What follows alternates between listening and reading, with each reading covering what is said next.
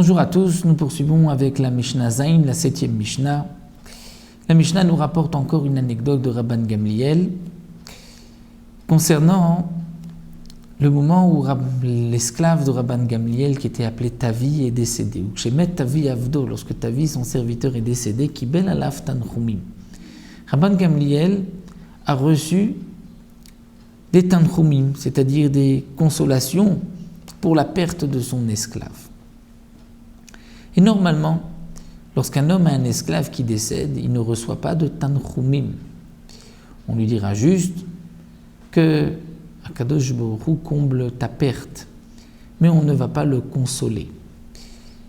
Un esclave, ce n'est pas un Eved ivri, un esclave juif, c'est un Eved Kenaani, c'est-à-dire que lorsque un homme a acheté comme esclave un non-juif, comme c'était l'habitude à l'époque, et comme c'est marqué dans la Torah, l'esclave non-juif doit faire la Brit Mila, il a un début de conversion en tant qu'esclave, il doit donc accomplir certaines mitzvot, mais il ne sera juif à part entière que s'il est ensuite libéré.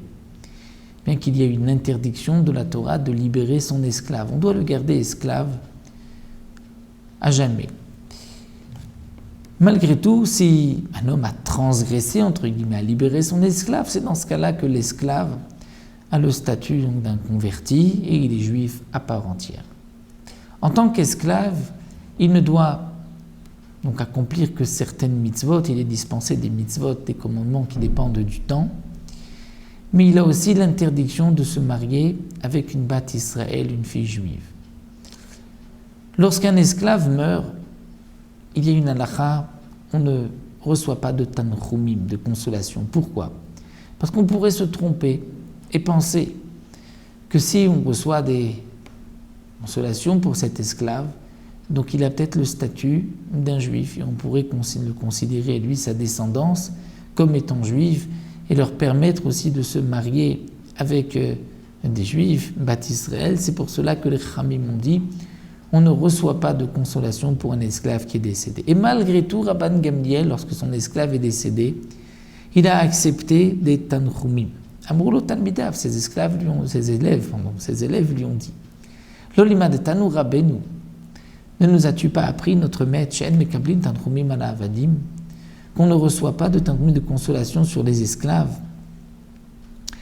Bien sûr, comme le souligne ici le Rabbi Akiva Eger, mais de toutes les manières, on ne reçoit pas de tanchumim pour quelqu'un qui n'est pas proche, si ce n'est pas un proche parent. Mais dans le Yerushalmi, il est rapporté qu'un élève est considéré comme un fils.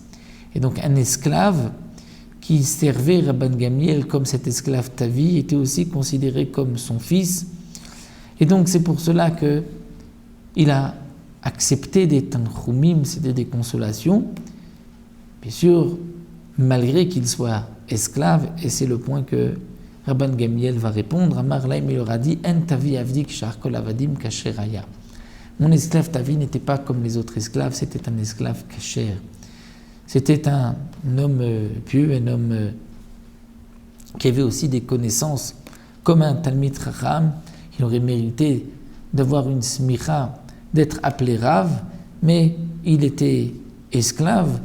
Donc c'est par l'honneur, le kavod de la Torah que Tavi avait entendu, avait étudié, que Rabban Gamliel a accepté des tanchumim, des consolations. Donc ici la Mishnah nous dit bien que généralement on n'accepte pas de consolation tanchumim pour un esclave. Dans le cas de Rabban Gamliel et de son esclave Tavi, c'est une exception à la règle.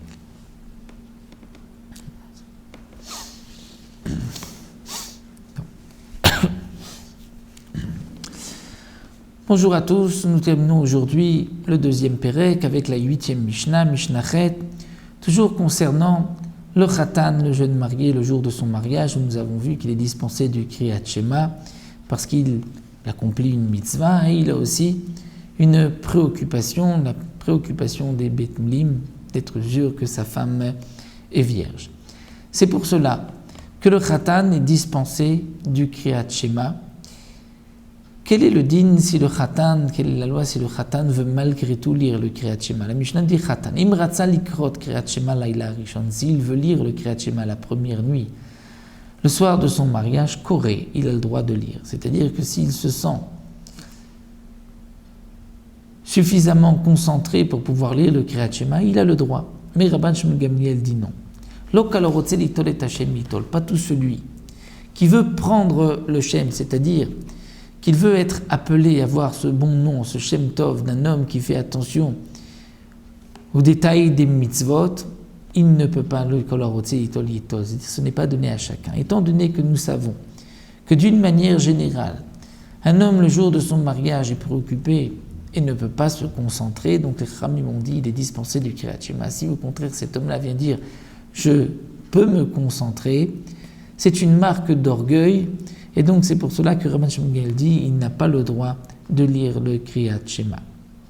Donc là, l'Acha n'est pas comme Rabban Shmuel Gamliel, le Khatan, s'il veut lire le Kriyat Shema, il y pourra, et comme le rapporte le Barthénora de nos jours, puisque de toutes les manières nous ne sommes pas tout au long de l'année particulièrement concentrés dans le Kriyat Shema, donc le Khatan devra lire même le soir de son mariage le Kriyat Shema, et au contraire, s'il dit je ne peux pas lire parce que je ne suis pas concentré, ceci est une marque d'orgueil.